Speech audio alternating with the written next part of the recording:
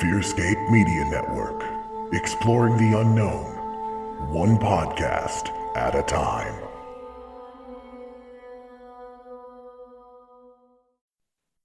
Support for FearScape Paranormal Podcast is brought to you by Manscaped. Manscaped offers precision-engineered tools for your family jewels.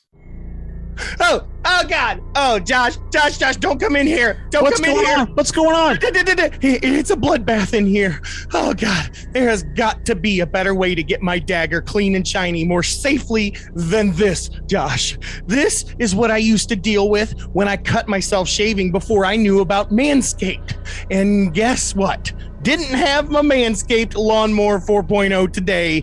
And so, boy, let me tell you, tomorrow, I'm going to be thanking Manscaped for keeping my dagger slick and ready for whenever the night takes me. My dagger's going to be smooth as a dagger can be. Oh, yeah. Manscaped is trusted by over 2 million men worldwide, Josh. So join the movement by going to manscaped.com for 20% off and free shipping with the code FearScape. You know, that trimmer, well, as we talked about before, safe for the shower. I'm just telling you, don't use your old one. And let me tell you, boys, it's time to end the days of shaving your stuff and ended up looking like a horror movie, okay? The folks at Manscaped have the perfect package for your package to get this done, again, leaving you smooth as a dagger. So to get your 20% off and free shipping with code FearScape at manscaped.com. That's 20% off, free shipping, manscaped.com. Use code FearScape.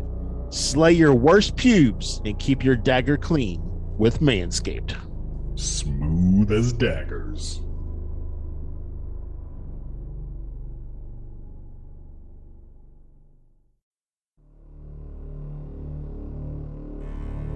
Thank you for tuning in to FearScape Paranormal Podcast. We are on a journey to understand and to discover the phenomena that seems to exist all around the globe. We invite you to join us on this journey into the unknown.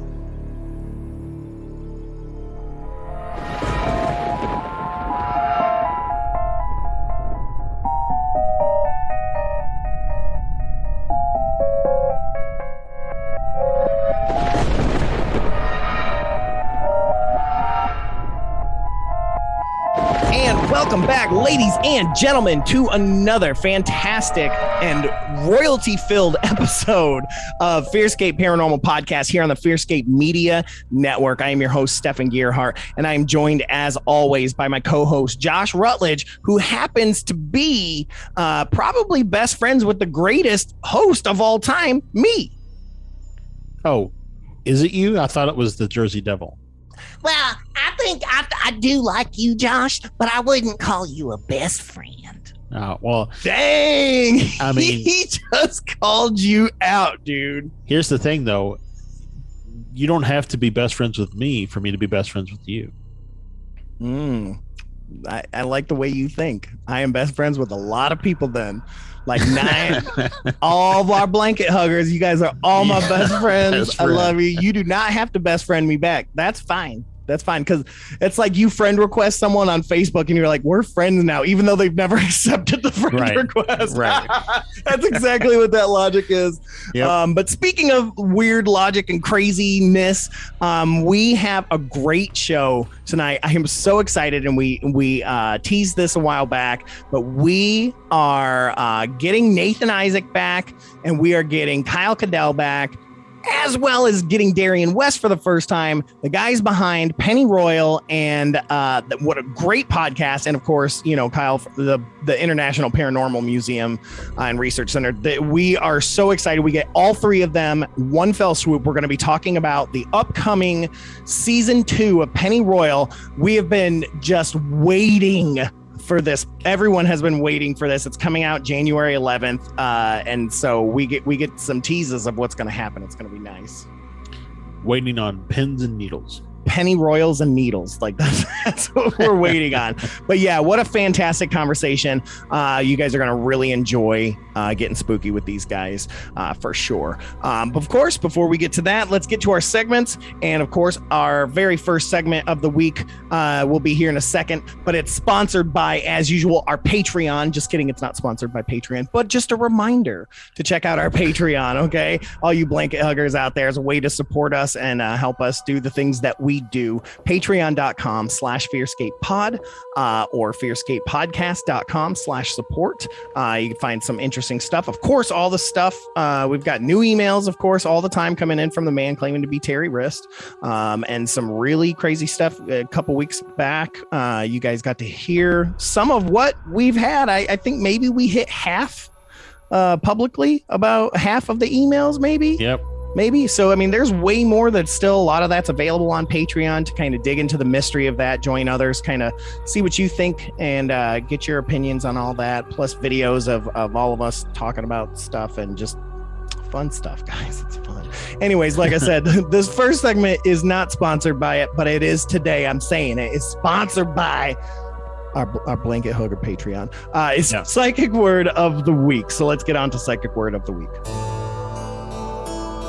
And now, the psychic word of the week.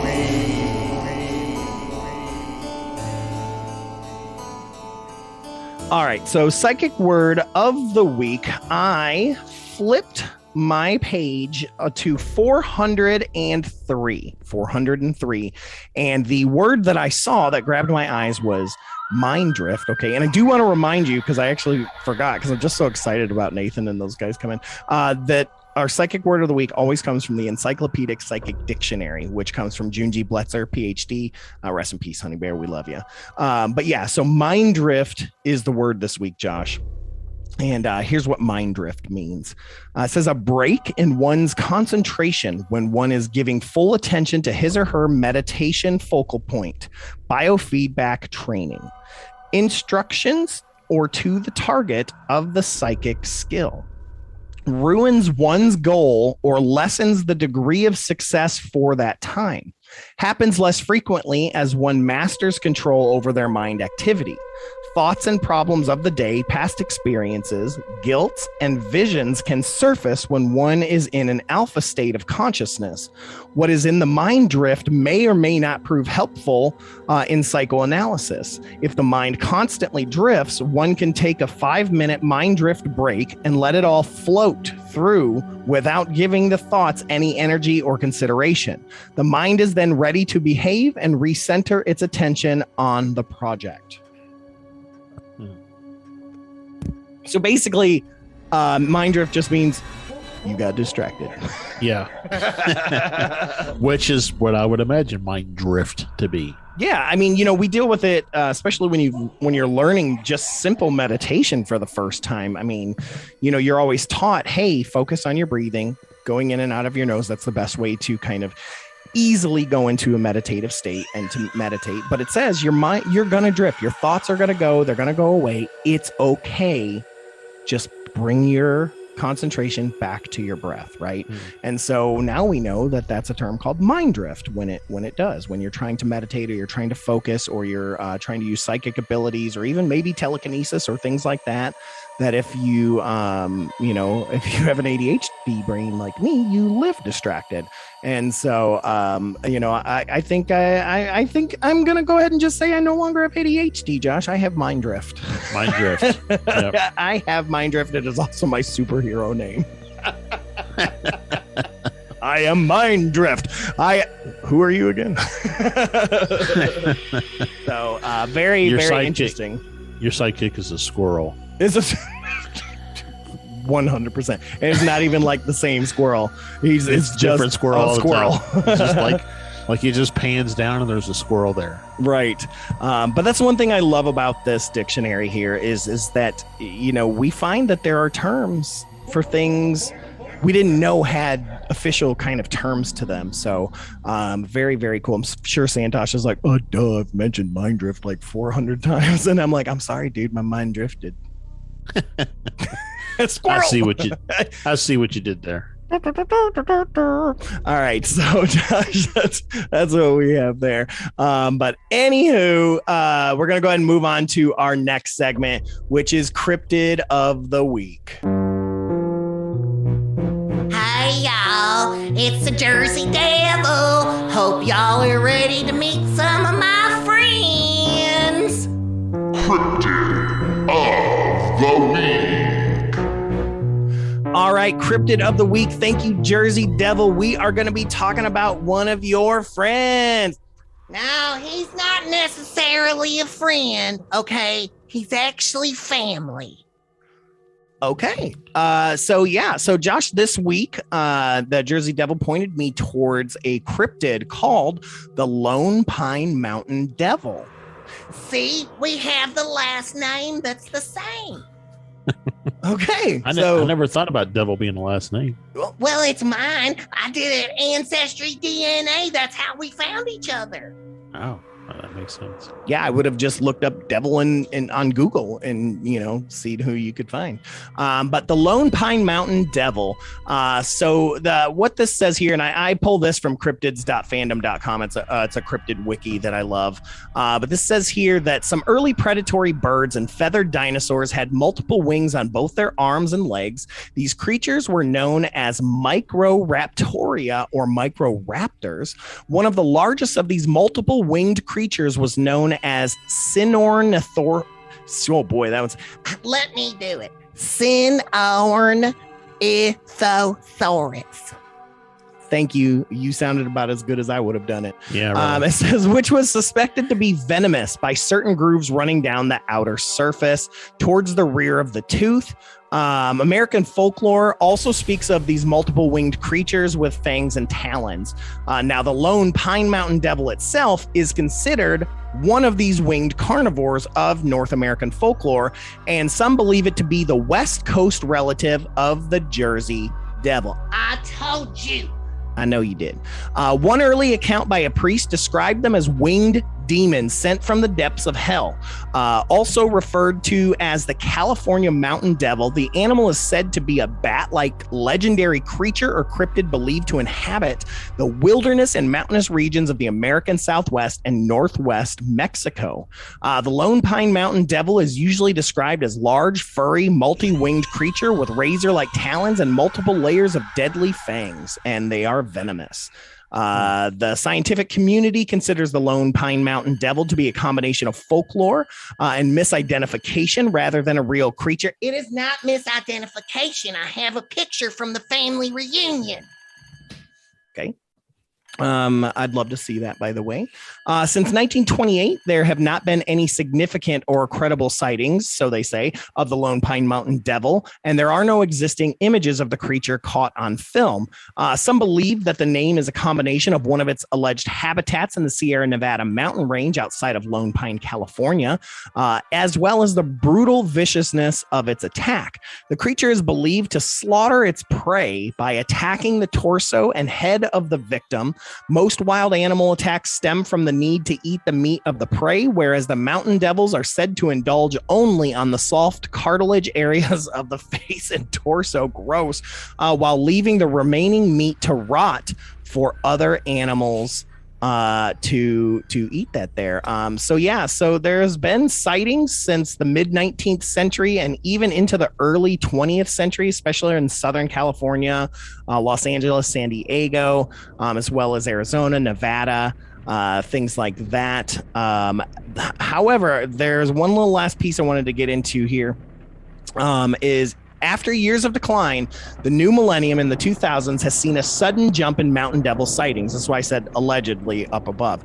California cryptologists have stated that they have recorded an exponential rise between 2003 and 2020.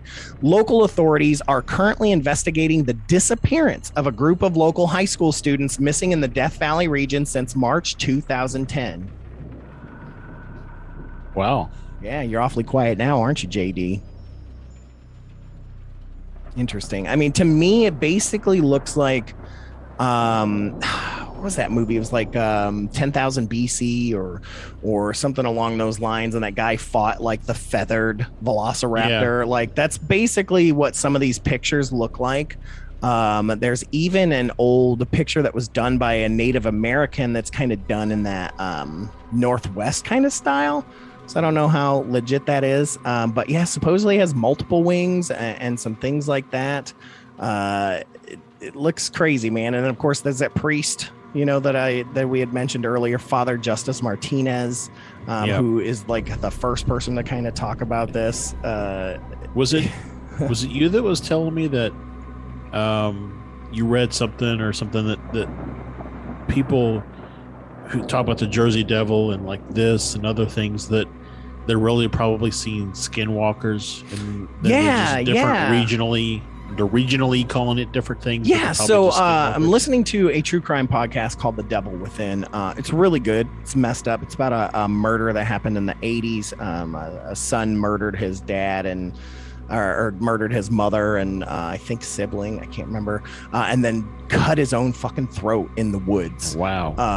Well, it gets deeper and deeper because this is during the Satanic Panic and all of that stuff, and there was satanic stuff that he had out there. He was into heavy metal and dark magic and all of this crazy stuff. Well, it gets even deeper because this happens in New Jersey, and there's this really haunted mansion that's there. I can't remember the name of it offhand, but that guy that had built that mansion was always thought to have been a satanic guy, but he came from Europe, so he kind of practiced old Celtic pagan ways and stuff like that. And this kid was heading there. That was part of it. This is also one of the areas where the Jersey Devil came up. So they were talking about that. And Native American lore talks, of course, about skinwalkers. And they were talking about that there is a lot of Native American groups that believe that the Chupacabra and the Jersey Devil are both skinwalkers, just seen through different eyes in different cultures. And, of course, skinwalkers can change what they look like. But they said, these are not werewolves. These aren't things like this, because they said the interesting thing about the Jersey Devil is that the description has not changed. It has, and even some of the ancient descriptions and things like that, they talk about that it has not changed. Now, I don't know if I'm a skinwalker. I mean, I would be more of a Walker Texas Ranger. I don't know. You make my skin crawl. Does that count? Well, yeah, it's creepy crawly, man. I'm getting creepy and crawly. I'm gonna get inside your skin, Josh. I'm gonna get up inside your skin and yell, "Hey, y'all! I'm in Josh's skin." Yeah, I need to put the lotion on the skin, right? So, but yeah, very interesting. It was like in the middle of this entire, it's like 7 or 8 episodes or whatever. It's like maybe 3 or the 3rd or 4th episode where they talk about the Jersey Devil. And in fact, they talked about some things that we didn't even talk about in our episode, which I found really, really interesting. Because, I mean, they did a deep dive into some legends there about the Leeds, really digging into the Leeds family and stuff like that. So, yeah.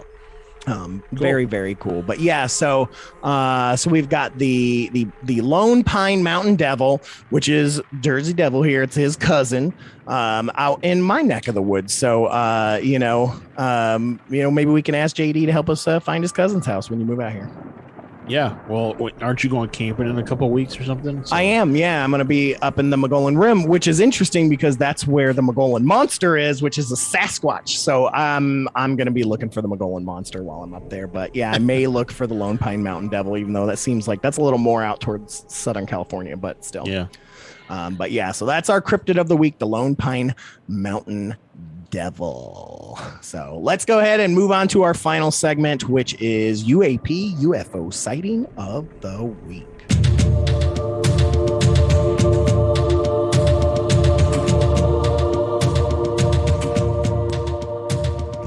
All right, Josh, UFO sighting of the week. What do we got? Where's it from? What's it done? Who got spooked out?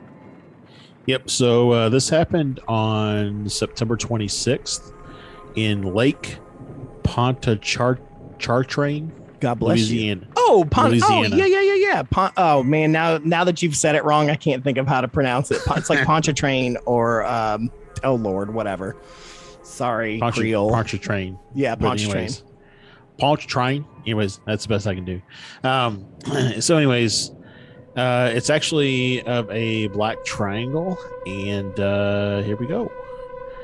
I was driving across the Causeway Bridge at about 7 p.m. The bridge is about 25 miles long, coming from the North Shore, Manville area, and headed south toward New Orleans. I was about almost to the end. From my right, which was the west, a large black triangle seemed to slowly hover or glide in a straight line in front of my vehicle. It had 2 white lights and 1 red. The red was in the middle, and the white lights were on the corners. I was with 2 others who saw it first as I was driving and was focused on the road. It slowly spun around. It made no sound and looked as if it were the size of a baseball field. It was thick, and it had lines on the bottom like vents. I could only see it for a moment as it passed us when the lights would pulse. It was not flat at all. It almost looked like it could have been open, like it had a floor and roof, the same size triangles on the corners that were held together by columns. But then it passed.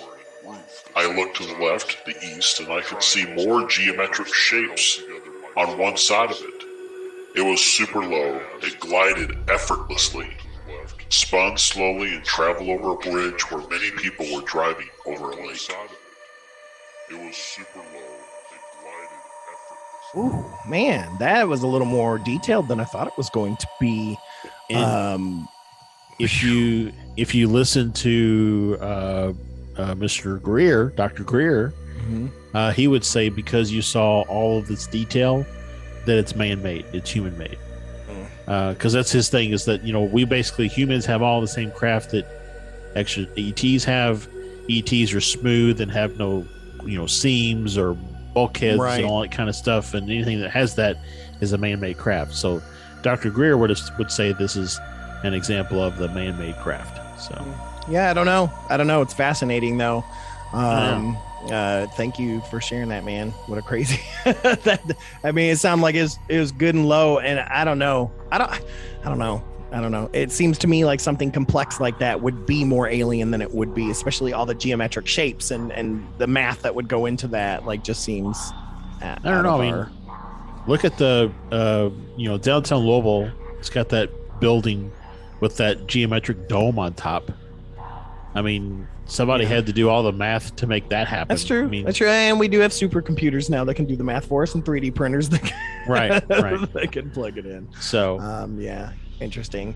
But yeah, Josh, thank you for sharing that UAP sighting of the week. So I don't know about you, sir, but I am ready to get to the boys at Pennyroyal Podcast. So we will be right back with the Pennyroyal boys.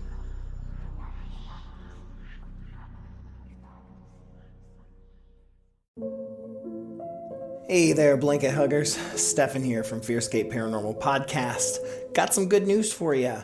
If you want to join in on the investigation of the mystery of the recent emails from the man claiming to be Terry Wrist to Josh and myself, aka the Spooky Crew, and his advice on where to look for more high strangeness, or if you simply want to become a patron blanket hugger for some cool swag and behind the scenes goodness, go ahead and join our Patreon at fearscapepodcast.com/support or patreon.com/fearscapepod. There you can get Riskwatch access to the Terry emails themselves, the WhatsApp conversation about it all with Josh, Stefan, Santosh, and Olaf Phillips, and even any clues that are new that we have found in other FearScape-related bonus content. You can even help out and add anything that you have found to help us dive deeper into the mystery. And remember, you can also just be a normal blanket hugger, as there are a few non-wristwatch tiers for patrons not interested in Terry Wrist and that journey. You'll still have access to bonus interviews, articles, and live Patreon-only Q&As, as well as early access and discounted tickets to events put on by FearScape, such as psychic events, tarot readings, etc. Or you can simply support however you feel comfortable, with tiers as low as $1. So join today.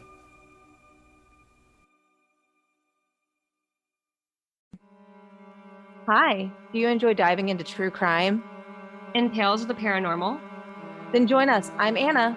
And I'm Lindsay on our podcast, Ghosts in the Attic, Bodies in the Basement, a FearScape Media Network podcast. New episodes air every other Friday on wherever you listen to your podcasts.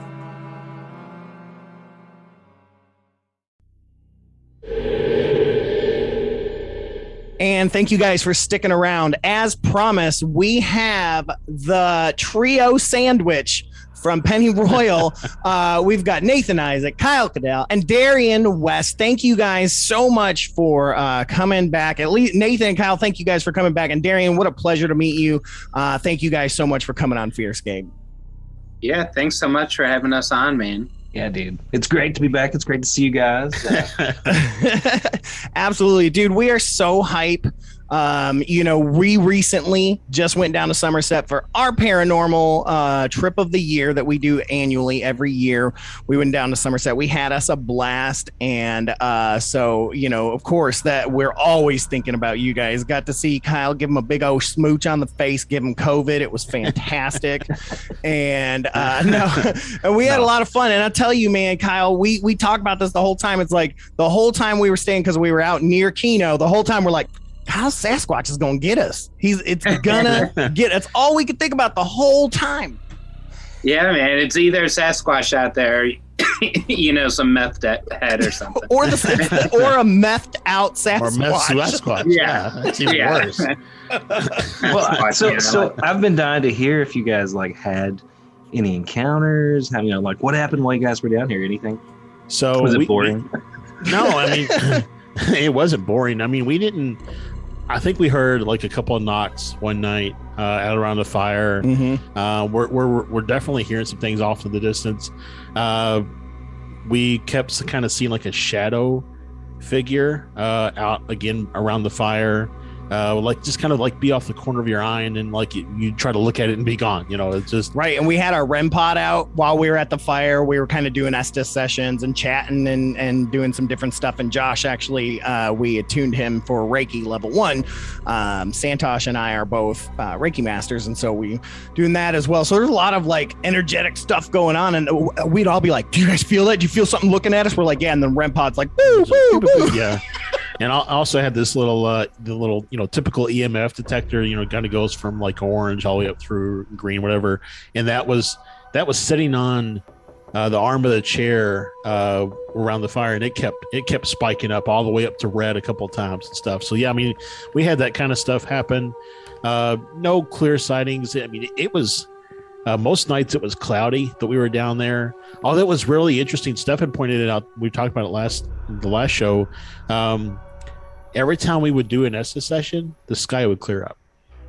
Every time. And then we would get done, and then it would get cloudy again. Clouds would roll in and fog would roll in too. It would get really, it was so strange. And then I had me a bathroom specter. Okay. Don't laugh, Kyle. I can already see you laughing.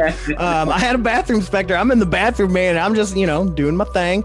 And the way the bathroom, the mirror sits right next to the toilet there. And so I'm looking forward at the door out of the corner of my eye, because it's kind of to the left and behind me. I see this kind of white figure standing in the mirror, and it's kind of moving and wobbling. I'm like, okay, well, that's got to be a reflection of the towel. So I look over at the towel's dead still, and I can still kind of see it out of the corner of my eye. I turn, there's nothing there. I turn back, it's there again. I turn and back, and I finished up and got out of that bathroom. And I told Santosh immediately, because we were going to bed. And I told him, I was like, man, we got to, just stay out of the bathroom for a little bit. And we're like, ha, ha, ha, ha, ha. And we had the room with the 2 twin-sized beds. And so the door was open. It had been open maybe 30 seconds. And Santosh goes, yeah, I think I'm going to go ahead and close the door. Yeah, let's go ahead and close the door. That's going to stop a ghost. Right. That's great, man. Well, maybe the door's made out of sage. Maybe that's yeah, right. Maybe. Yeah. But yeah, so I mean, we had lots of fun, man, and just stuff like that, and all kinds of great stuff. And then we did go down to the pyramid as well. So that I do want to ask you guys about what's going on down there. But Josh, what were you gonna say? I was gonna say we also kept was it Reno's? Keno's. Oh, Reno's. Yeah, we kept them open beyond. Kept them open late. So, but But yeah, and then they were awesome. And then we found a little rock or something from the pyramid. So that's a good segue stuff. And we found a little rock from the fountain, because the fountain thing is gone, right? It's like it's not. Yeah, we saw Kyle at the museum. We saw you had a chunk. We were like, "What's that chunk of marble you got down there?" And you told us what it was. So when we went there was still a chunk there, and so we kind of broke off a little piece, and I brought it home with me. So I was like, "Well, I want one if Kyle's got one." We're gonna use it in energy work now. Yeah. Oh, I've already got jobs lined up in Sedona, y'all.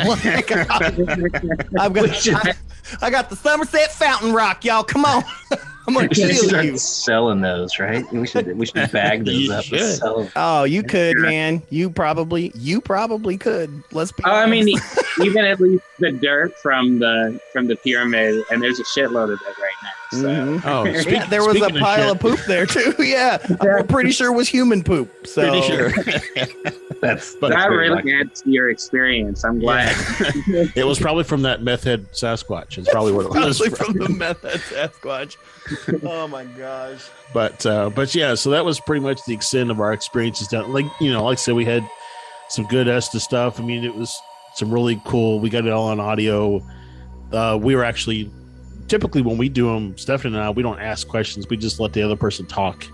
And then, but this time, Stefan and Santosh asked questions when I was doing it, and we're getting back like spot on answers and stuff like that. Because he was goading us. Like, he didn't know he was doing it, but he was going. I was like, fine. You want me to ask you? You want me to? And so, like, I just ended up asking. He'd be like, yes, that's exactly what it is. Or I'm like, did you move that? Yeah. Did you feel that? I'd be like, oh, okay. This is what we're doing. So. Yeah, it was fun. Honestly, though, Kyle, one of my favorite parts was coming and visiting you and seeing the museum, because when I was there last time, it was still under renovation. Yeah, correct. Yeah, so I got to see it like nice, Yeah, thank you so much, with the man. exception Yeah, of the candy wrapper. A lot of work.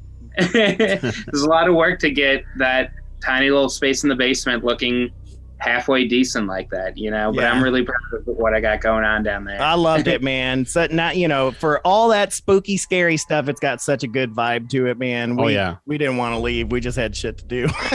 Yeah. Yeah, we loved having you guys down. I'm glad you got to see it. Like you said, last time you were there, it was an absolute wreck. Everything was everywhere. We're in the middle of the photography project for the eventual app that we're doing with Darren. So. The app. Yeah, we're gonna have an app that's like basically your own guide for it. Every piece will be in the app with a little extended description. Eventually, there'll be like an audio tour to it. And actually, one of the fascinating things that we talked about was doing you could log your experience with a specific piece. If nice. You had a really meaningful exchange with something in there, you can log that, or you say this piece sucks, get something else,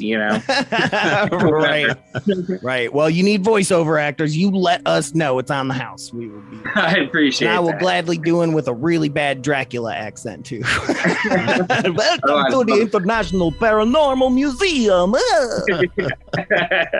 Hotel Transylvania 3. Man. Yeah, that's what it. Yeah, 100%, Nate.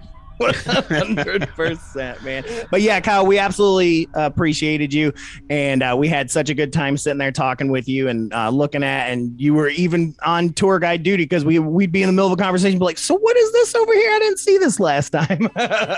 So yeah, it was definitely fun. We since the remodel, we opened last year during September 29th, and we haven't ever gotten back to doing tours. We've just made it self-guided now. Mm-hmm. And so it's fun to be able to do that again. Eventually, I'd like to start doing curator days where I am just giving tours on the hour. But, it's time consuming, and sometimes I don't really like people, but I do really enjoy giving tours. Well, you have a natural propensity for it, sir. It's a silent tour. There's no talking. Yeah. Exactly. Just somebody with an accordion or a small keyboard playing classical music through the whole thing. You gotta have a guy with a guitar, walking around beside you. So. Now that I would go to that so fast, man. You got a synthwave tour, or you can do a rock tour or a polka tour. Yeah, I really kind of like that idea. Or different characters as well, Mm-hmm. like or Shitty Dracula at one point, or someone that's really pissed off at everyone taking the tour, like, or a really intelligent Frankenstein's monster. Yeah, that would be great. Or like a meth head Sasquatch. Sorry. Exactly. Those are the cheapest. Right? Those are the cheapest ones. Yeah. They tend to be. They work for meth and apples apparently. Yeah. So Nathan, what have you been up to since we last talked? Oh man, what haven't I been up to? Last time we talked to you, you had just gotten a crap ton of FOIAs in, and you were like, "I'm pouring through these, y'all. There's so much crap. I don't know what's in here yet." Yeah, so we were very successful with the FOIA for Alexander Gaterma that owned the Mount Victory mine. That's right. It's the center of a lot of this weirdness, but. I ended up, we found another individual named Charles Hayes. Someone sent us a message that said, have you looked at Charles Hayes? And, here's this guy that, the article that they sent us it's this guy that was involved in the largest gemstone seizure in U.S. history by U.S. Customs. Right. And he's from Pulaski County. And I was like, well, this is weird, And so we started digging into who this guy was. And it was another Mr. X here in Pulaski County that ties into specifically into the Danny Casolaro. If you're familiar with The Octopus, that was published by Ken Thomas. Sort of one of those like classic conspiracy theories, and the guy who's, he's an investigative reporter, ends up dead in a bathtub by suicide, supposedly with 4 slashes on each arm, which is, the sign of the octopus. So, it was one of those crazy stories, but this guy really did, when the cops found Casolaro and the FBI looked at his phone records, he had just dozens and dozens and dozens of calls to Charles Hayes here in Pulaski County. It turned out he was a major source of information because Charles Hayes alleges that he is an ex-CIA contractor and that he had been working with the CIA for years, that he was selling the Promise software, which was the subject of Casolaro's research. Yeah. And ended up being a huge case because of the Inslaw Corporation sued the United States government for stealing the software. And it was, this crazy data mining software, late 80s, early 90s. That Facebook is not using. Right, exactly. That no one is using. They had it 30 years ago, and it's hoovering up all this information. And now, it's like how they improved it. But yeah, the government ended up raiding this guy's farm too. He acquired some of the software from an auction in Lexington by the Justice Department. Of course, he knew what was on the computers that they failed to wipe, and they wanted the computers back. He said, "No, I bought them." And then they said, "We'll arrest you if you don't." He said, "You can't. I bought them." So then the FBI raided his farm, took his computers, wiped it, gave them back. He sued the government. I think he got paid $600,000 in restitution. Right. But this guy's got this long history of running guns in the mid 70s. And by guns, I mean rocket launchers. He was caught with rocket launchers here. There are a number of X-Files episodes that are based on this guy. Wow. There's one about, because supposedly he also created a group called the Fifth Column. And they were all ex-CIA contractors, ex-CIA hackers, and they were using the Promise software to find corrupt politicians. And then they would trace down the black money, put it into a dossier, and hand deliver this packet to them, have to send some courier, and it would say, "You have 24 hours to resign or we're going to release this information." So supposedly during that period that this was occurring, it was the largest number of resignations by U.S. politicians in Congress. Drain the swamp. That's what they did. Right. Yeah.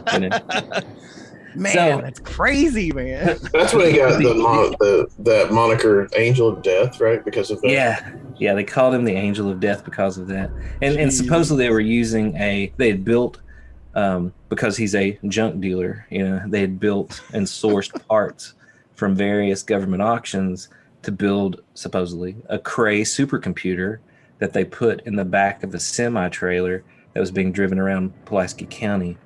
So the movie with one of the Die Hard movies where the fire sale thing where they drive around in a semi truck to take over the country in DC or whatever, that's basically they ripped that off of this guy. Maybe. I wonder if that's the Live Free Die Hard, right? Yeah.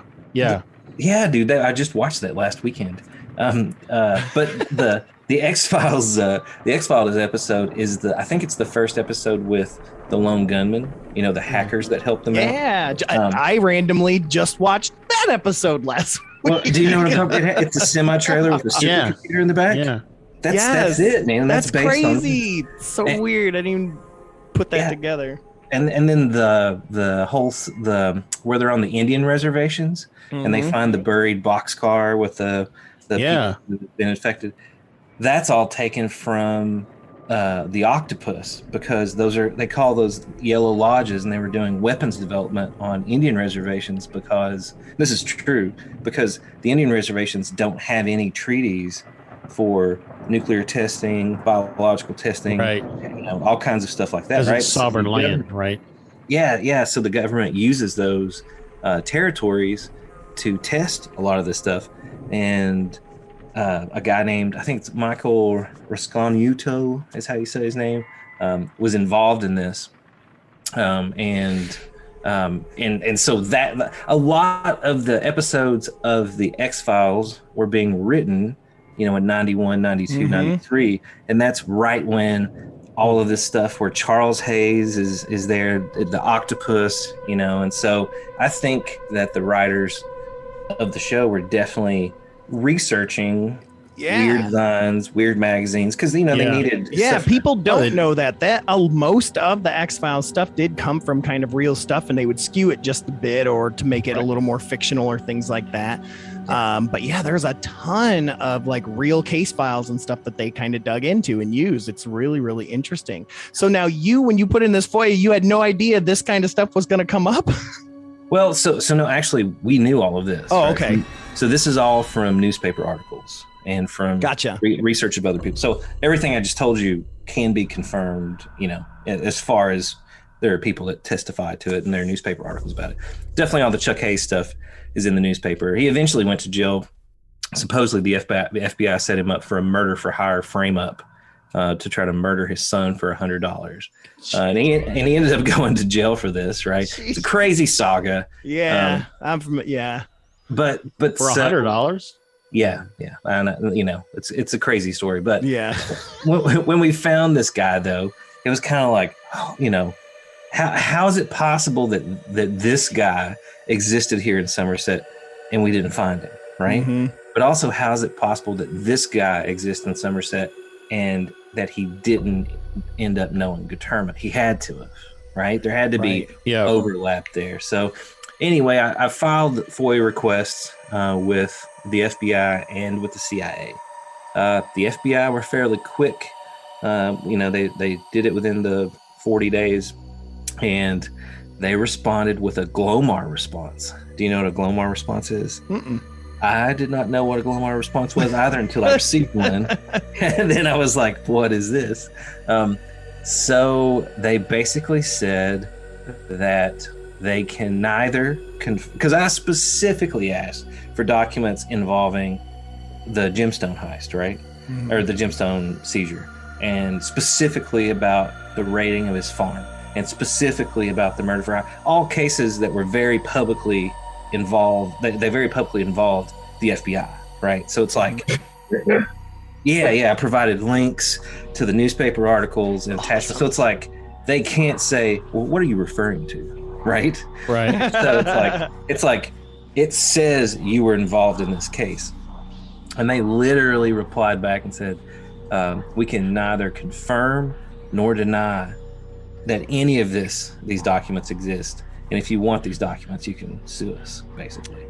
Wow. And I was like, well, shit, that means there really is something. I mean, the fact that they said they can't do that is confirmation that it's there, right? Yeah. So, and then the CIA responded finally this past month, which I thought I wasn't going to get anything from them. Yeah. They responded. They were basically like, oh, we'll give you these documents, but you have to prove to us that this guy is dead. And here is a form to fill out and attach his death certificate. Wow. And I was like, okay, you know. I thought you were going to say, we'll give this to you, but we'll have to kill you. But that's not a dead end, right? I mean, that's, all you got to do is, pun intended, find the guy's birth certificate. I mean, how hard can it be? Well, we've never seen any evidence that he is dead, right? Yeah. He may not be. Yeah, that's the thing. We can't find any. So he would be 86 years old and living here in Pulaski County. And he's probably changed his name. I don't know, man. I wonder.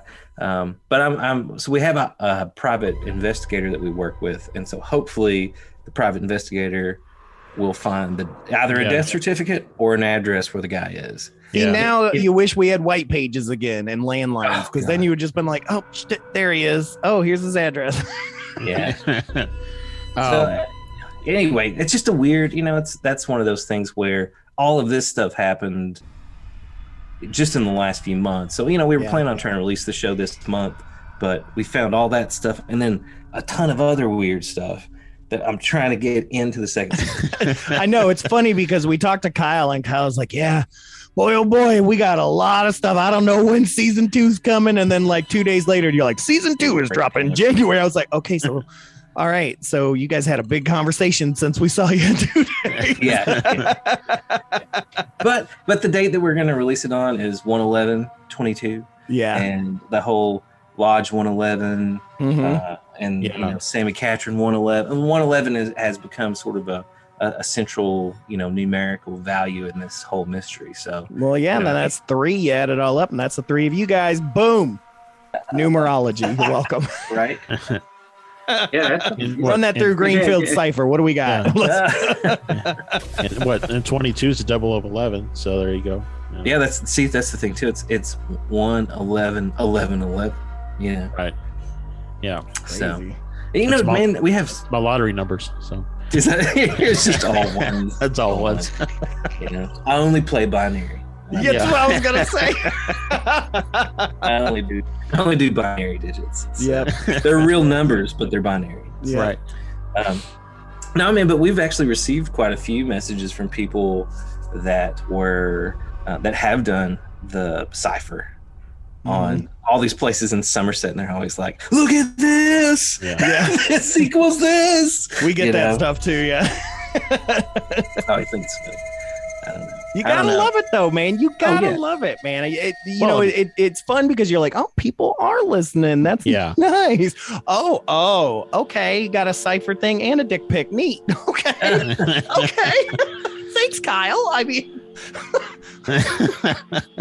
like you're picking on Kyle a lot here. I know. He just makes me happy. You got a crush or something. I don't know. I know. We got a bromance already. He just don't know it yet. So, I was going to say, I put in a FOIA talking about, I didn't get the thing back where it's, we can neither confirm nor deny, but the Murray Island incident, out in, was it Oregon? Or I think it's Oregon. Yeah. And that's like well documented. There's like newspaper articles and things to talk about. The FBI came out and investigated and everything. So I put in a FOIA listing out like the dates that it all happened, the names of the agents that did the investigation. And the FBI replied like 2 days later and was like, we don't have any records of this. Please contact the National Archives. We've already turned all our records over to the National Archives. I was like, well, crap. So now I got to put in a FOIA for the National Archives, but still. But I mean, it was they weren't eager to release any information. And then I put in a similar request to the CIA, and their response back was, we've already provided all UFO related activity on CIA.gov. Please go search there. So why did you not go there first? Being done, don't bother us. I did, and there's no Murray Island stuff out there. So Murray Island was really a portal more than a UFO. like it was a portal opened up and all this crap fell out. Well, so the Maury Island thing too is really interesting. So Darian found a repository of FBI and CIA documents that I'll send you the link to. That they definitely have a file on Fred Crispin. Okay. And the crazy thing though is that Crispin is connected to the JFK assassination. Right? What? Yeah, dude. Fred Crispin is part of the JFK assassination. And then on top of that, his nephew is Michael Resconiuto that I was talking about that's involved in the octopus thing, right? Wow. Man. And so you start to find these sort of intelligence families. And it's like, why was Fred Crispin involved in Maury Island? And then why was Fred Crispin involved in, and why does he pop up in the JFK assassination? Yeah. This is like that documentary on Netflix. What's it called? Stuff in the Family or something like that. Oh yeah, about that religious organization in Washington. Yeah. Yeah. Man. So Stuff. Yeah. and that cult campground or whatever that's out in California where you can't get in and Oh yeah, the one with the altar owl stuff. Yeah. Yeah, we talked to Alan about that one. But Darian, I wanted to hit you up because we didn't get to talk to you at all. And so I'm going to flip this back around a little bit and kind of wanted to ask how you got into all of this and kind of sucked into the whole pennyroyal atmosphere, bubble there. How did you get into all of this stuff? Well, at the beginning, when if you're not from Somerset, these things are all kind of strange when you move here. So I'm not from Somerset. I'm from south of here, and so I didn't know any of these murder stories or anything when I moved here. I'm from a lot of this area is sort of violent, so it's not surprising that weird things would happen. So when I started hearing about the murders of the two kids in the 90s. And then there was another incident that was only a couple of years later where a girl went missing from the Army recruiter's office. And in local rumors, all of these things are kind of like threaded together into one narrative that involves a cult, right, or something like that. And so if you're here for very long, you hear these things, And so we started kind of digging into it. Nathan and I and a couple of other friends were kind of just digging into it originally just to see if that could be true or what could be true. And it's connected also to a lot of other strange myths about Somerset, that there was a Baptist church that was satanic in the 1800s and they were sacrificing babies, and a couple of drunk kids burned it down in the 90s. And, it's all kind of connected. And so we were trying to say, well, this is weird. I never heard this from where I'm from, So as we kind of got more and more into it, it led us to this sort of meta mystery about how all of this connects in some weird way, And so I don't think we started out thinking about high strangeness. I think we started out thinking about, this sort of local mystery that is, sort of an unspoken thing. A lot of these people that were associated with the things that happened, these murders in the 90s, you really can't ask around town to people who've grown up here. It's sort of taboo. You don't talk about those things. Yeah. And so as we kind of dug more and more into it, we're like, well, it's definitely not a cult in the traditional sense, in the sense that everyone thinks it is. But there's got to be something to it that is connecting it all to that. And as we went further and further, it just got weirder and weirder until now it's just hyper weird, So well, that's what I was thinking about. I mean, you all are pretty much, I would say what you've stumbled onto is really more on the true crime side of the house, with a little bit of cult and paranormal stuff kind of sprinkled in, but it's this is not a lot of the paranormal stuff like Bigfoot and ghosts and all that kind of stuff. You can't prove that it happened. You all are onto a trail of something that there's proof that a lot of these things happened, and you will undoubtedly find more proof that substantiates what you're finding. Yeah, that's definitely true. And that's one of the things that I don't know if you've heard this term, like is it reality tunnels, or is that Robert Anton Wilson. Yeah, and so like it's sort of, I have no familiarity with any of this sort of fringe stuff at all, right? I'm more of a programmer, and so I didn't know about any of the original UFO stuff or anything like that. And so as we were going through it, it was just I went through the whole thing of releasing Pennyroll before I ever even watched Twin Peaks, and then I was like, oh my god, this is so fucking similar. It's ridiculous. Yes. I'd never even seen it, and so it's like there's got to be something like a deeper structure to the mystery that is independent of any of these small details, and these details sort of shape it and frame it, but there's got to be something archetypal in nature, in a sense. Kind of you sometimes you go to an area that's got a bunch of ponds kind of speckled across the landscape, right? And you find out that there's an underground spring that's feeding all those ponds. And that's basically what you all got going, right? You've got all these little ponds of activity, and you're trying to figure out what's the underground spring that's feeding all this. Yeah, we went down that rabbit hole a lot because we thought, well, maybe there's something about the historical geography of Somerset. It was kind of a midpoint between Cincinnati and Knoxville and Nashville and other places. That it's sort of like a little place where people switch trains a lot. There was a major train depot here that led to a lot of like really strange train robbery incidents. And so I think that there is something to that. We kind of looked at, well, maybe it's just that it's sort of a lawless place, right? But that had a lot of traffic for, transportation reasons. And that lends itself to, this sort of violence. And then you add in there the fact that, all of the weird magnetic stuff that's going on in the area and the crystals and stuff, and just kind of messing with people's brains a little bit and all that kind of jazz. And I was talking with somebody else. Oh, Stefan, it was when we had, I'm totally blanking on his name. The guy from Hudson Valley. I'm totally blanking on his name. Mark D'Antonio. You can never remember his name for some reason. I know. I keep wanting to say Ken, but that's not right. But when we had Mark on to talk about Hudson Valley stuff, so they have a weird magnetic anomaly stuff there too. And I'm just like, I've been also on my own kind of looking at, what are, like on Google Earth, I found a file that had all the ley lines in it. So I put that on Google Earth, and then went and pulled all the New Fork sightings and put those on Google Earth to see if there's any similarities, like are they following ley lines or that kind of stuff.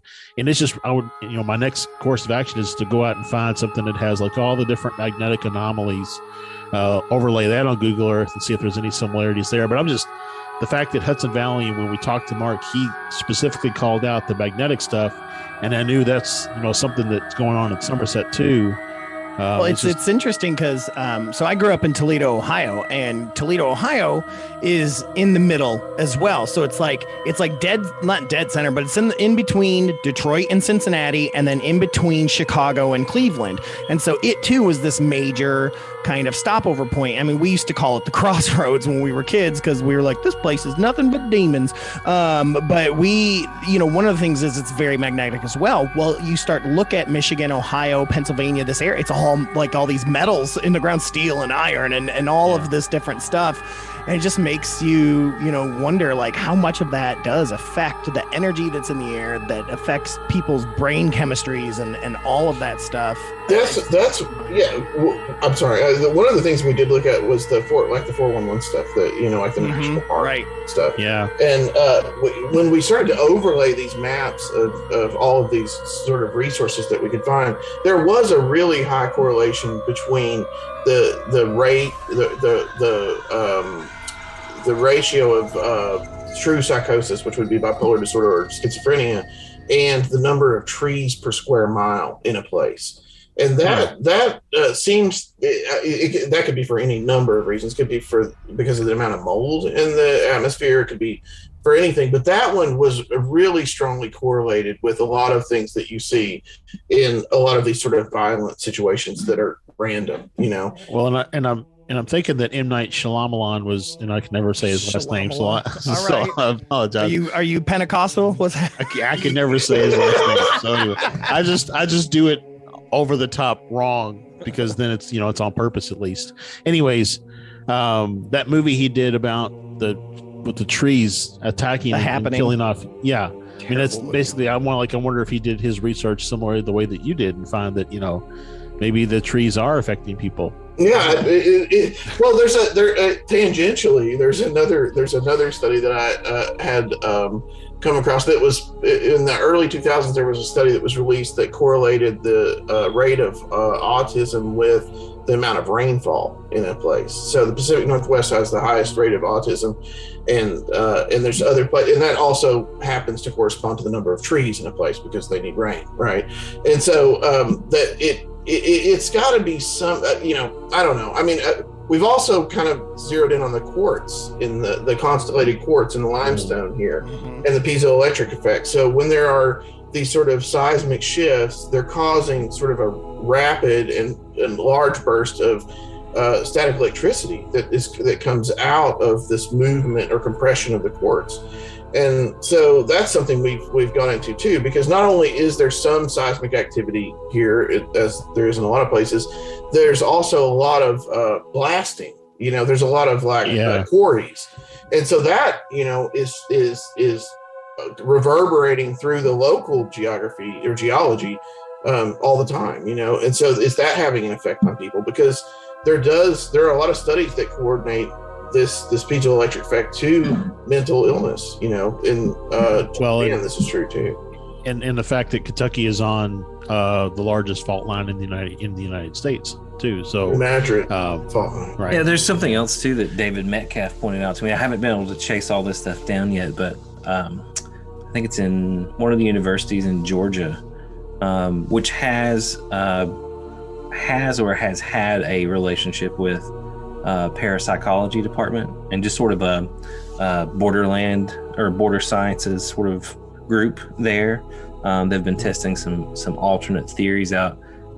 He mentioned that they started to look at geomagnetic anomalies and quartz concentrations, and actually put forth a paper that suggested these areas permitted retrocausal or temporal anomalies, right? Which I thought was really interesting in terms of where we got to with looking at the bait cabal and some of these ceremonial magicians who were coming down from Cincinnati that were performing magical rituals here in that area. So when you look at where Gaterma's mine is located, when you look at where the beehive, which is probably the site where some of these rituals were performed, they're actually on the Pulaski County is the exact center of the Kentucky anomaly, but within that exact center, there are two peaks, and one is in Keno, and the other is where Gaterma's mine is, where these rituals were performed, right on the edge of the Daniel Boone National Forest. And so, when you dig into the bait cabal and you look closer at this, their magic, Maotian magic, the Horus Mayotte Lodge focused on spells that had to do with temporality, right? Of changing time and of creating vortexes of time which they believed would prevent these beings, these entities, from crossing through what Kenneth Grant and others, NEMA, this is where Kenneth Grant gets this from, the Cincinnati Vortex, which is basically the rip in reality that exists over top of this area and into West Virginia. So it's like from here over to West Virginia and up toward Cincinnati, toward the mountains. That entire area, a portal was open, and by Paleo Indian groups like the Hopewell and the Adena, and that portal was never closed. And so people have correlated the Mothman sightings, all kinds of high strangeness with this. And so this group in the mid 1970s were actively attempting to perform rituals to close this portal and prevent what they believed to be these ancient entities they called the Old Ones from entering our reality again and destroying humanity. And it's like, what? That's the same thing. Olaf Phillips, who is Greenfield's publisher and a friend of ours, he has been actively doing something similar, but over in the Mojave, which is where Jack Parsons did the same thing, opened that portal, never closed it. And so him and his group of like-minded Greenfieldians have been trying to pinpoint the spot so that they can try to close that portal. And they surmise the same thing. A lot of mysteries that are out west are due to that as well.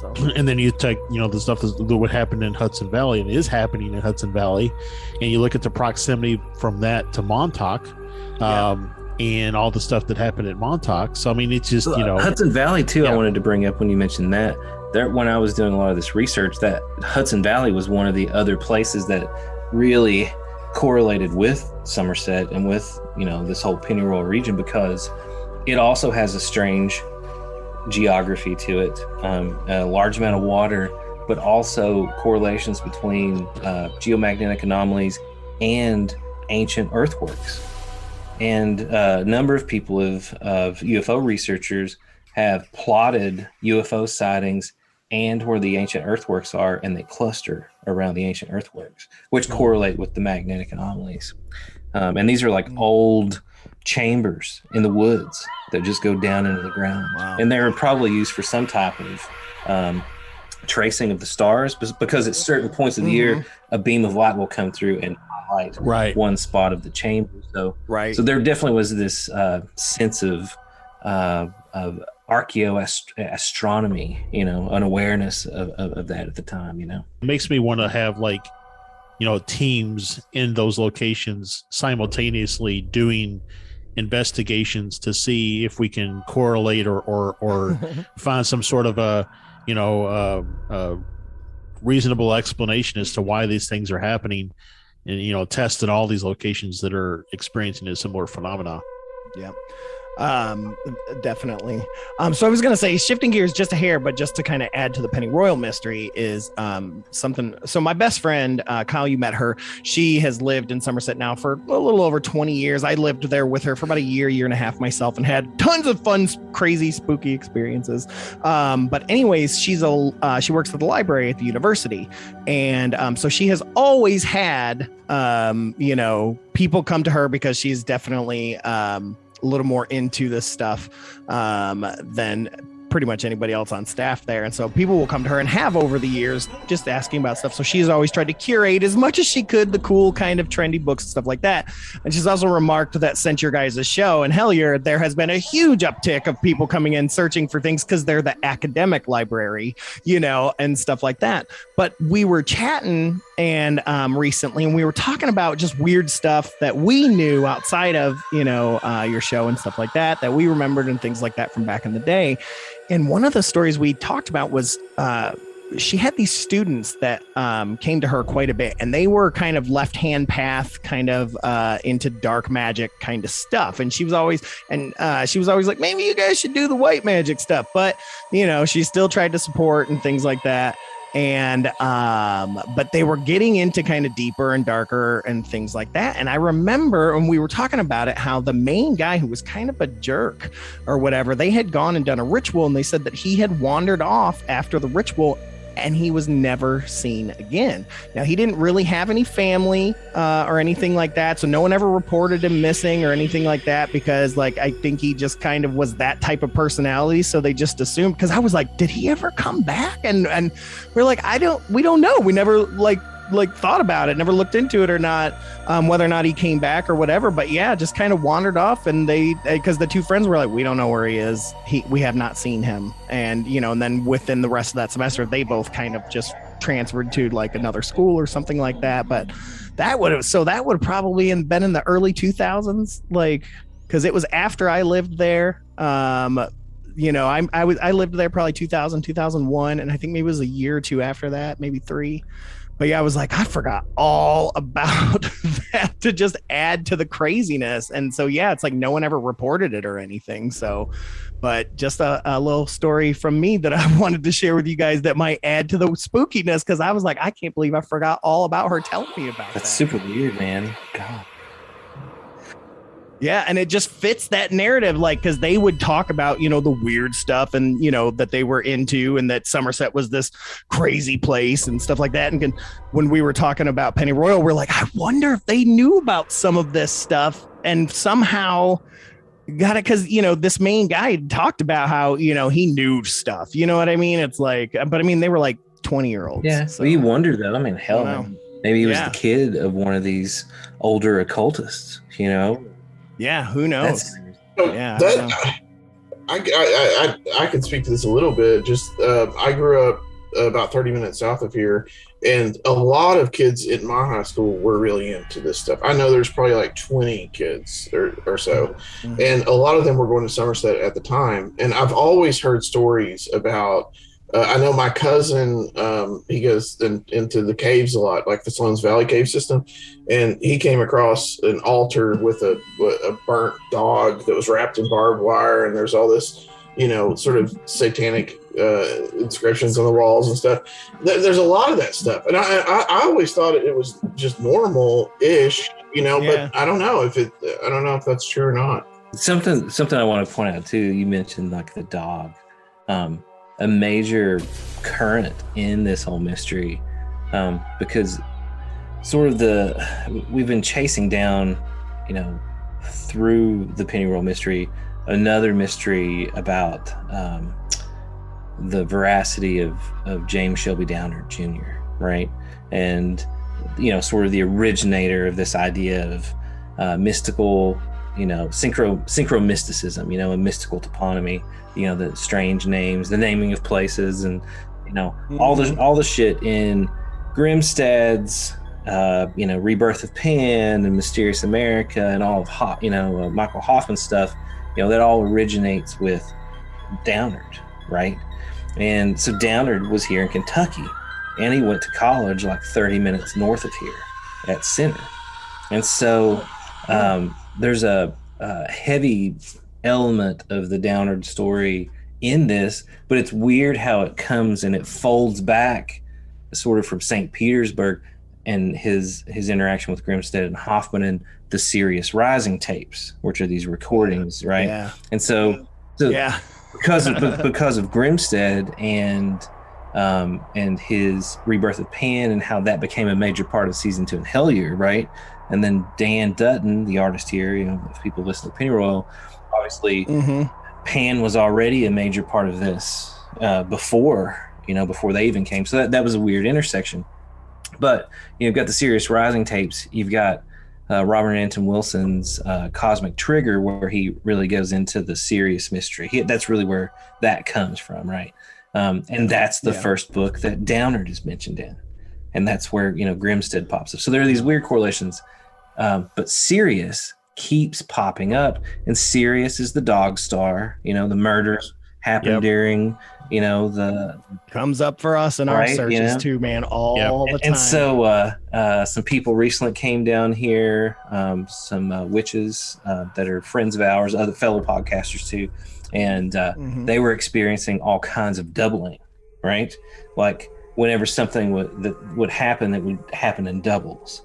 And yesterday I was reading Michael Hoffman's new book, which, I'm not going to say he's a Nazi, but definitely he's a controversial figure. I wouldn't typically give him any money, but a large section of that book had a lot of new stuff about Downard, and I was like, I have to buy this to finish this research. But in that, he has a section on Sirius, and he connects Sirius to Anubis and this idea of doubling. And it goes through this whole weird thing. But with Sirius, there's a connection to Hecate and to dog sacrifice. And so we have this tons of reports of dog sacrifices of dogs outside of caves to things that live inside the caves. And then we even have dog slaughter falls down here, where supposedly, thousands of the canines were slaughtered. So there are these weird correlations. And also, when you get into the alchemical correspondences, if you look at Sirius, guess what it corresponds to? Guess what the plant is that corresponds to Sirius? Pennyroyal, and the stone that corresponds is quartz. Wow. Well, and I was gonna say there's also, you look at like the Mothman stuff. One of the early sightings, the guy's dog was going crazy, right? Oh yeah. And then his dog like tucked tail and ran away. And then there was something else. I want to say we were watching or reading something about some encounter or something with creatures coming out of the caves and stuff, and they were very interested in people's dogs, or if you had a dog they wouldn't bother you, like almost like a dog was like a warning sign or something. So yeah, it's just there's definitely something interesting there with dogs and Sirius. And something that we stumbled upon in doing some investigation stuff is that, are you familiar with the tall map? The tall map. So it's the TAL. It's technically the Tall 90 map is yeah, what it is. But there's this guy, something tall. I can't remember his first name, but he basically did this map of all these underground bases in the United States. It's dated from like the 90s, and it's got places that we think we know, right, that are underground dumbs is what they call them today, like the Dulce base in New Mexico. There's Area 51 is on there, so some other things as well. But when you look at the tall map, it actually is very similar to Orion, the constellation. We figured this out. Yeah, and then off to the side of Orion is Orion's hunting dog, which Sirius lines up with one specific Major. With one specific point on that tall map. So we did this big 45-minute conversation about it. We've got it on YouTube for just our Patreon people, but I'll send you all the link if you wanted to take a look at it. It's really interesting realizing how that, and also I wanted to bring up too, to add more to that is, have you, with all the stuff you were looking at, did you take a look at the Dogon tribe in West Africa? You know, you talk about Sirius, that's exactly what I think of first. I mean, they had those incredible maps of the stars that they shouldn't have been able to. They knew that there was a second Sirius star before we even had the ability to see it with an eyeball, like, because we couldn't without a telescope. I mean, they're fascinating, and I wonder how much correlation between what you found and all of that stuff, if the Dogons have any correlation they there. have the whole, like, the cosmogonic egg, that the egg-shaped ship crashed. The creepy Nomos, like the little amphibious froggy things. And when they do their dances, they look like astronauts. Yes, it's nuts, man. It just doesn't make sense. Like how they have all that way ahead of time. It's the thing about this that I think that has emerged, and I think the boys would agree with me, is that I think the strangest thing but the most fruitful thing, but also probably the hardest thing to prove, but definitely in amassing enough data, I think you can prove it. And I guess that's kind of what we're doing with all the, Darian has designed all this data mining software that we use to sort of crunch this data. But things like that, Sirius, all these weird connections. If you look at the constellation of, like we started the conversation with this idea of different pools of water and whether or not they were all connected together underneath the ground somehow, right?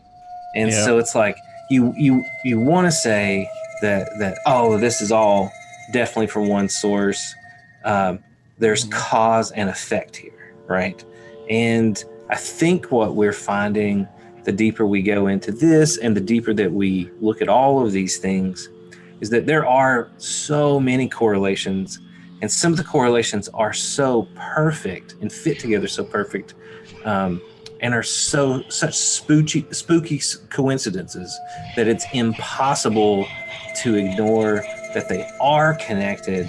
But there's this element that none of them actually are connected, right? It's almost in the ability of them to be connected that makes it so fantastical. It's like when you look at Kerry Thornley's connection to the JFK assassination, right? And there are just dozens of spooky coincidences throughout his life.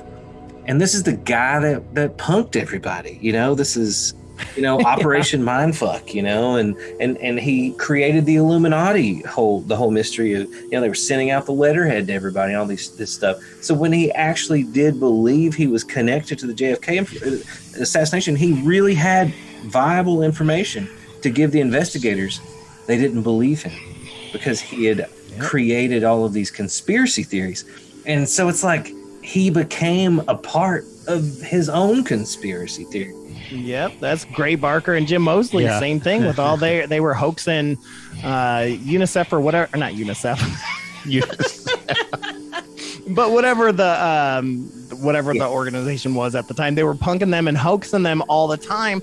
That all of a sudden their stuff stopped being credible as well. And Alan will tell you too. A lot of those calls that Keel was talking about that he was getting was Gray and Jim pranking him, and so it's like.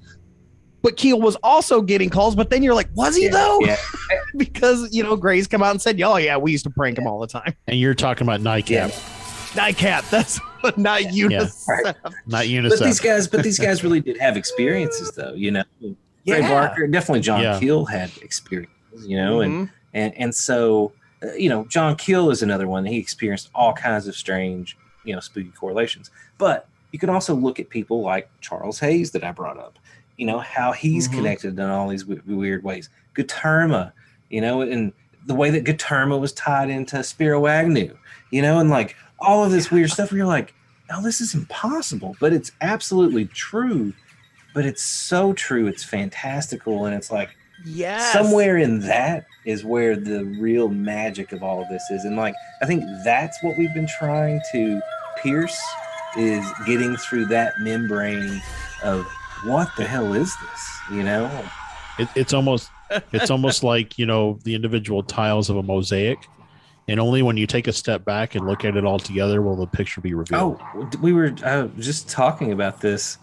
Darian and I were just talking about this earlier this week on the live stream, that it's like those 3D images where it's just like a bunch of weird things, and then if you move your eyes slightly, the magic dude, stuff. You see the image. I'm really good at those. Yeah. Yeah, you have to focus, unfocus, focus, unfocus. Like it's so weird. And the next thing you know, there's a giraffe, right? Eating leaves or something. Yeah, but or a mothman, or a meth Sasquatch, meth head Sasquatch, or meth squatch. Wow. Hashtag that's a new shirt, guys. It's this like methed out Squatch. He's real skinny, Yeah. Looks like he might have also been on the Dukes of Hazzard, Keno Monster or Meth Squatch.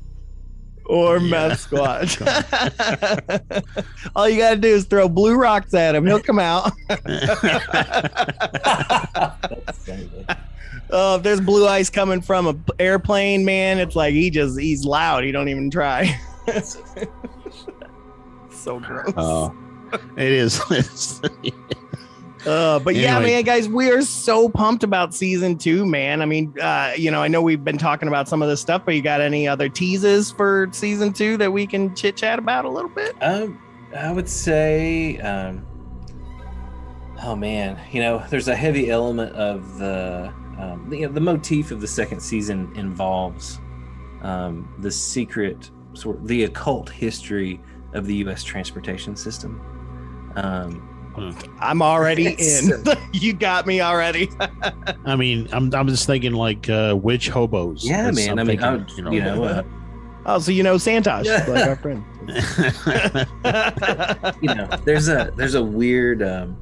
There's a weird element of Pulaski County's history where they built a road called I-66, and these politicians, Hal Rogers and Mitch McConnell, became involved because the federal government gave the money, but they gave these guys $22 million to build this I-66 road, which they convinced everyone to get the money. They convinced everyone that it was actually part of Route 66, right? And because Somerset is the cruise capital of the world, and so there's this. Well, don't y'all have those summer nights? Yeah, summer nights cruise. So there's this connection between this sort of mystical connection between 1950s, perfect America, post World War, classic cars, wholesomeness, right? And I think they preyed upon that and convinced people that, oh man, we're going to route the, mythical Route 66 through Somerset. And it was all a lie. Obviously, Route 66 goes from San Francisco all the way to Chicago. Chicago. It's mostly I-40. Right? So it's like 1,000 miles away. And so they built 5 miles of this road to nowhere, based on this belief. And so, but when you look at Route 66, there are all of these mystical implications, right?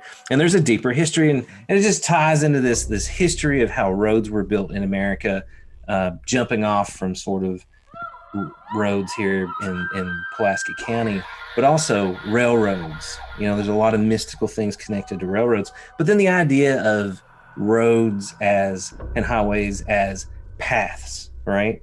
As sort of paths to initiation, and sort of crossroads and this idea of transportation and roads and paths and how all of these things that we've been talking about sort of correlate to the flow of information, and it takes it all the way forward through to digital information and roads in that sense and in our research. But so that's sort of the theme around which everything is sort of wrapped. But second season has a gazillion more guests, lots of way bigger people too that we've talked to that have done a lot of research on a lot of crazy things, and so we really chase down the Downard mystery and how that ties into everything, and really go deep on what this is, and there's a lot of Nazis, a lot of fashion. Where there's good occult, there's always Nazis. It's pretty weird, man. I think I hope everyone will enjoy the story, and a lot of it too is just us trying to tell the rest of what has happened and continues to happen. Right. Even now, we just received a series of really strange messages also from someone that feature a bowerbird. And we've been talking about them naming it the bowerbird messages, but really, really strange stuff. It looks like cicada stuff. There are all these weird messages that are apparently embedded in the messages. They seem to tie into Rosicrucianism and theosophy. That's so weird, man, because we've had since March, we've been receiving crazy email messages and things like that since March. I mean, we had to create a separate Patreon just because it was so much information to talk about it. It's the same thing, just a lot of cryptic stuff, but so much really interesting stuff too. It's like, is this becoming a theme? Like, did Hellier start something that like the spooky occult guys that sit in their home are like, I can get some information out, I'm gonna choose these guys? That's interesting, man. Did you receive any information that featured a bowerbird? No. I as soon as you started talking, I was already listening to see if anything correlate more. Ours, it seems to hit a lot more of like shaver mystery stuff, underground bases, astral travel stuff, and just I mean, we've been given coordinates for stuff we're going to be checking out. They're just too far to just drive in a day, and some things like that, especially out in my area. That's interesting. So it's. Yeah, we've been working with Olav too, like we were talking about now, and just talking because some of it correlates to him, and it's been nuts, man. Like, so we're nowhere near deeply invested as you guys are in yours, so I can't even imagine how much that is just engulfing your lives. That's crazy, dude. Yeah, it's just weird. That's interesting that you guys have been receiving information too. We'll have to talk later. For sure. Oh, yeah. We will gladly talk because it has been nonstop since March. I mean, we have been in active communication, and at first, we were real hesitant, but I mean, we've developed, it almost feels like a friendship at this point, but I mean, so much of the information's checked out. I mean, it's just deep space program stuff. Really? I mean, it's stuff Yeah. we didn't even knew existed, people we didn't know existed, things we didn't know existed, names that were provided that we looked into that led to other places. It's been crazy. Yeah, That's fantastic. I mean, we could do a whole podcast on that eventually. I'm betting.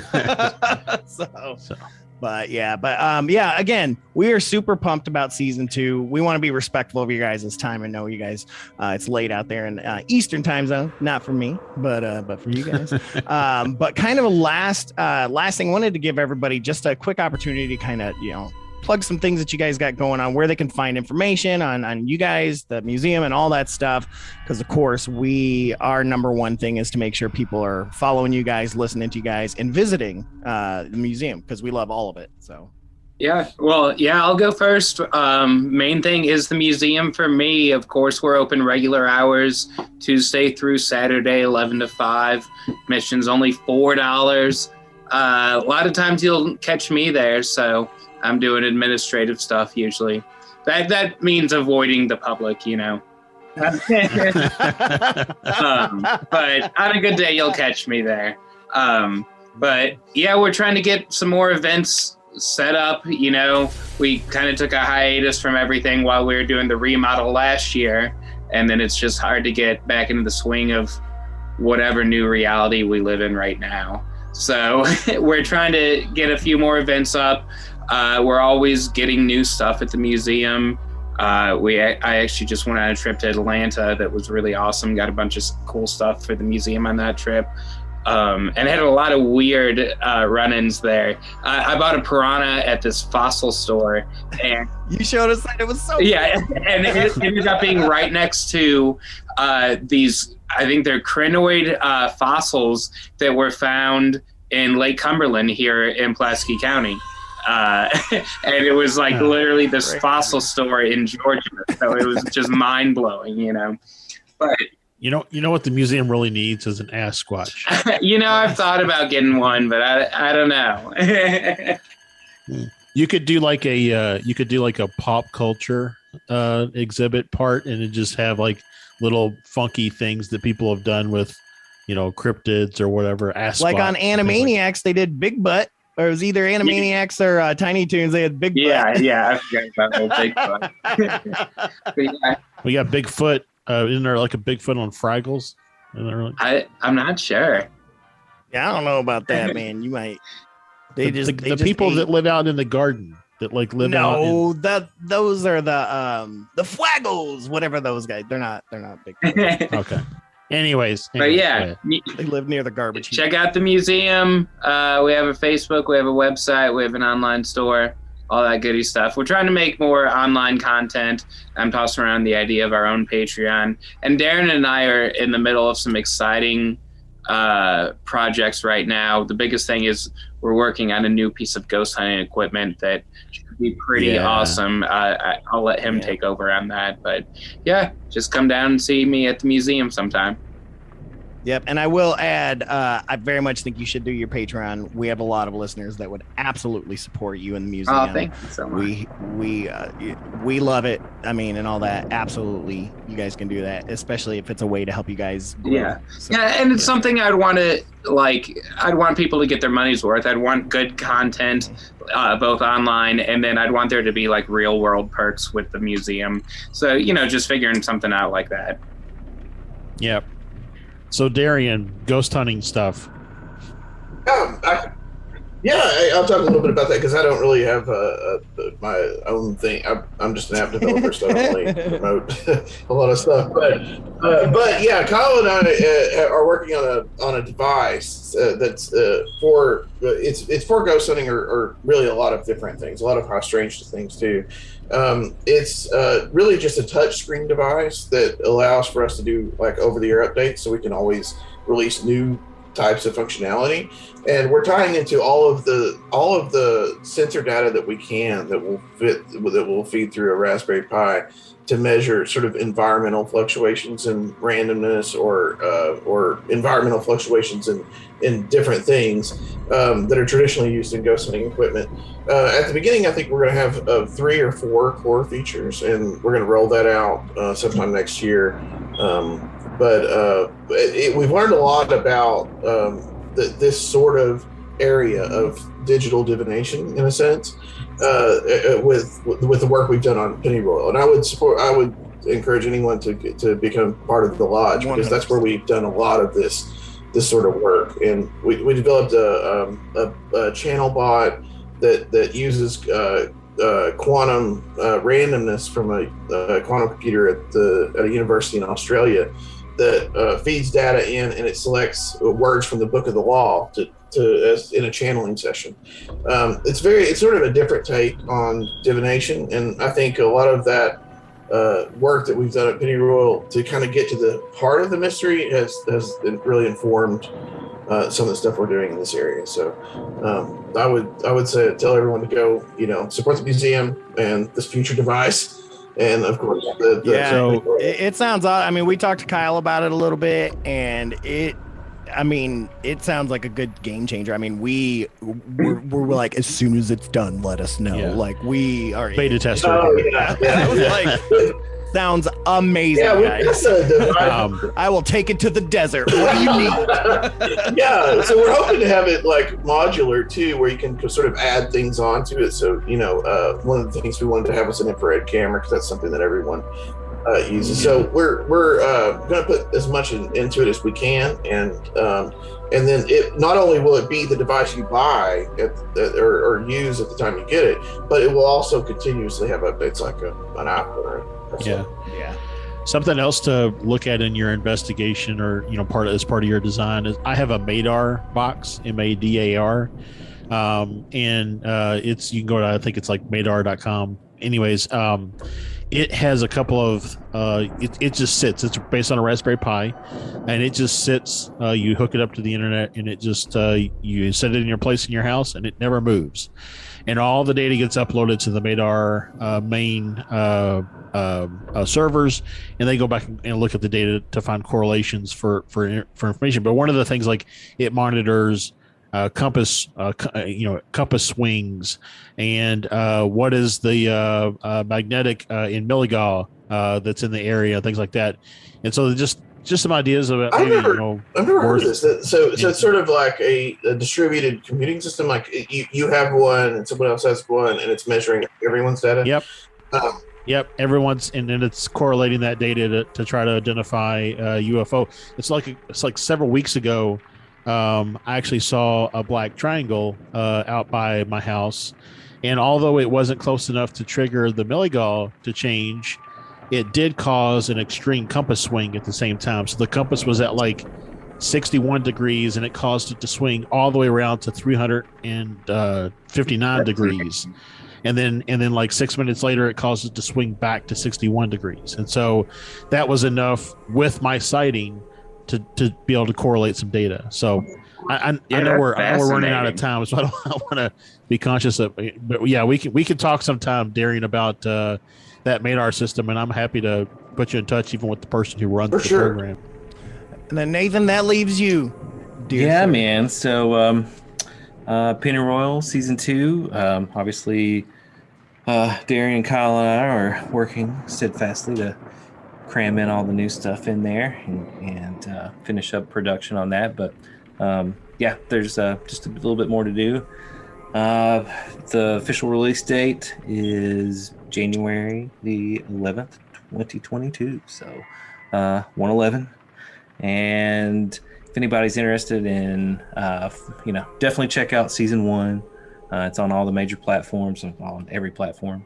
And got a website, pennyroyalpodcast.com. Definitely, there's a newsletter that you can subscribe to. And definitely our Patreon is our real focus right now, because we're all of our Patreon members, which we call it the Liminal Lodge. but everybody has been right there with us for the last 50 weeks or so. And we do basically weekly updates, live streams about what we're researching, what's happening, new stuff we found, weird shit that's happened to us. And so they've really been there, on the adventure with us. But a lot of this new information that we've received and a lot of stuff we would have missed came from members of the lodge that were digging into this with us, because it's just such a gigantic body of information and stories. And so having more people involved and looking at it has really opened a lot of doors for us and really changed what the second season was going to be because of this. And that's what we wanted all along, was to really have people help us with that. So definitely, if anybody's interested in learning more or helping us look at some of this stuff, we'd love the support. You can go to patreon.com/pennyroyal and you'll find us. So but yeah, man, do it. Thank you guys for having us back on the show. We love you guys. Oh man, it was a blast. We absolutely, we love the show, but we just absolutely love you guys. It's an absolute pleasure anytime we get to chat online or just here on the podcast and things like that. We are just fascinated. We love like-minded thinkers always, and it's a lot of fun. And as usual, you guys are always welcome back. Anytime you got anything you just want to put out there, let us know. We will have you.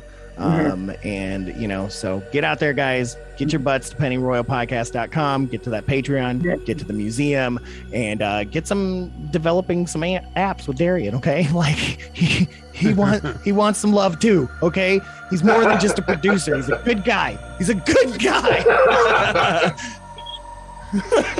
Thanks but so seriously, much. Thank you guys so much. Nathan Isaac, Darian West, Kyle Kadel, Penny Royal Podcast, Season 2 coming out in January. You guys do not want to miss this. Thank you guys so much. Thank you.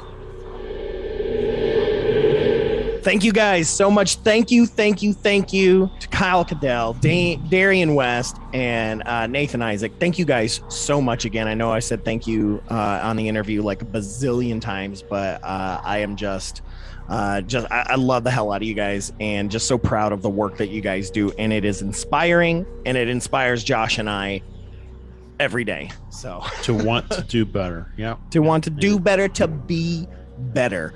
But make sure you guys are getting out there, listening to Pennyroyal Season 1 if you have not yet. Check that out, and then get ready for Pennyroyal Season 2. And if you're in the Somerset area, get to that museum, man, because it's super fun. It's super cool. Kyle is great. If you're not, drive to the Somerset area to go to the museum. This is true. Or if you're a hardcore walker, walk there, man. Like you do what you gotta do. If you're Forrest Gump, I was running to the Paranormal Museum. There you go, Kyle. There's another T-shirt. I was running to the Paranormal Museum. But Josh, before we get to our last segment of the night, I wanted to just remind everyone to check out all the other podcasts that we've got going on. FearScapeMedia.com. Check out Misters of the Dark, Memories of Cain, Ghosts in the Attic, Bodies in the Basement. What a fantastic show.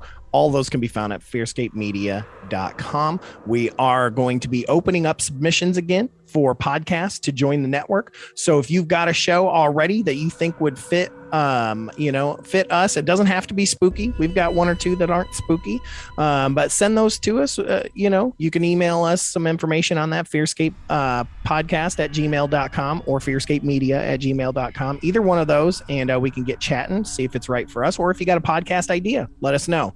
We're very, very interested in expanding the network, folks. It's going to be a great 2022 is going to be a good year for FearScape Media. That's for sure. And just a reminder as well to go ahead and download the FearScape Media Network app from your Google Play Store. Sorry, Apple folks. Get on a better phone. And you can see where I stand on things. But no, check that out. It's a great app. It's a lot of fun. All the shows are on there. It's an absolute blast. And so I guess we need to get to our last segment, Josh, which is Encounters from the FearScape. Encounters from the FearScape. All right, so this week we have a story, a true encounter that comes from a listener named Darlene. I do not know where Darlene is from, but her story is a good one. So put your ears on and take a listen to Darlene's encounter from the FearScape. I've been experiencing things in my house to the point I don't stay there anymore. I pay my bills, my property taxes, I keep the yard mowed, flowers watered, I sweep down cobwebs, etc. But I'm in and out. That's it. I bought the house 6 years ago, and as soon as I moved in, I could feel it. It didn't bother me, but I could feel it. So I completely remodeled by myself, by the way, the entire upstairs, and it still did not bother me. I mean, I loved my house. It was my own, and I worked so hard on it, even spending a small fortune to get it. Well, I recently started working on the downstairs, making it into a finished basement. It was coming together beautifully. And then I started getting a very bad feeling every time I went downstairs. During the night, I would see lights turning off and on. My cats started acting very strange, stranger than cats normally act. I started getting migraines and headaches and screaming nightmares. Smoke detectors would just randomly go off. Car alarms near my house would just go off all the time. Shadows were moving where there was no way there should be any shadow there. Doors were banging. Cats were being shut in rooms where they were not allowed, etc., etc. And then, as I was showing a friend the downstairs area, a dark, transparent ball about the size of a basketball fell from the ceiling and hit the floor and then vanished right in front of the both of us. And we both just stood there for a second, and she says to me, "What the hell was that? It wasn't a cat." Now, this scared me so much, and this is the reason I don't go back there now. I'm staying with a friend. The other night, I was trying to get to sleep, and something kept pulling up my shirt and roughing up my hair and then blowing cold air into my ear. And I sat up and I yelled, "God damn it, that is enough." And I started praying. I commanded it to leave me alone. The next day, I went back to my house and I did the same thing. Since then, it has not bothered me, especially where I am staying. But I do still feel it at my house. And that's why I'm never going to sleep there again. I installed this spirit box on my phone a couple days ago, and everything that I asked, the answer was correct. It freaked me out so badly that I uninstalled it. I just want to go home. I just want to feel normal again and love my house like I used to. But I don't know what to do.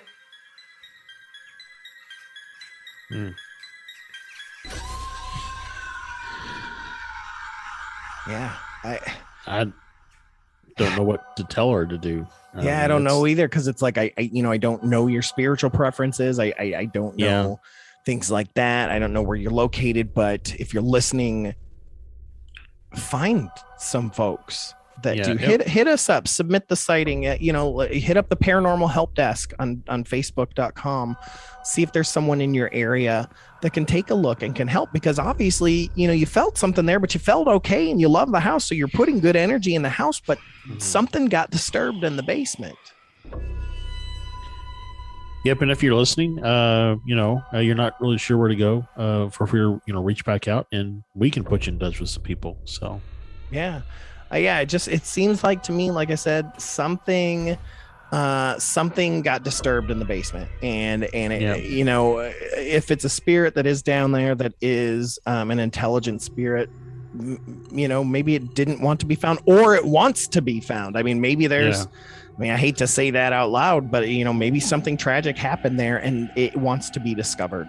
I don't know. It sounds scary, and I hate that you have to go through that.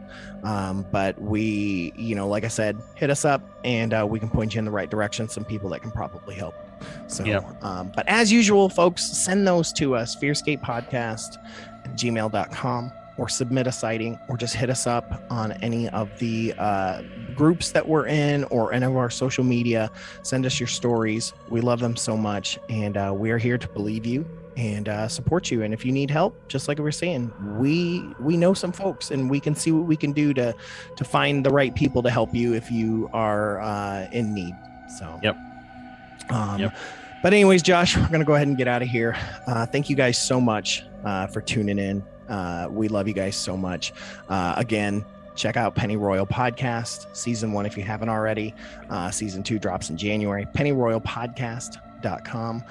Check out their Liminal Lodge, their Patreon, and then of course check out ours while you happen to be there on Patreon, and support your paranormal folks. The content we got is because of you guys. So but thank you again. This is thank you for listening to FearScape Paranormal Podcast here on the FearScape Media Network. This has been Stefan, and just a reminder, everyone, keep your eyes to the skies. This has been Josh. The truth is now. And remember, folks, hold those blankets extra tight. Things tend to get spooky when you're listening to FearScape. Good night, everybody. Good night.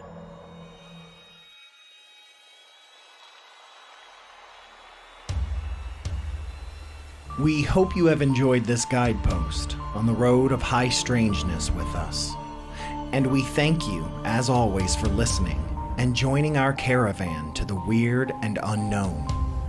Please consider supporting us as we continue our journey to find the answers we all seek. FearScapePodcast.com/support.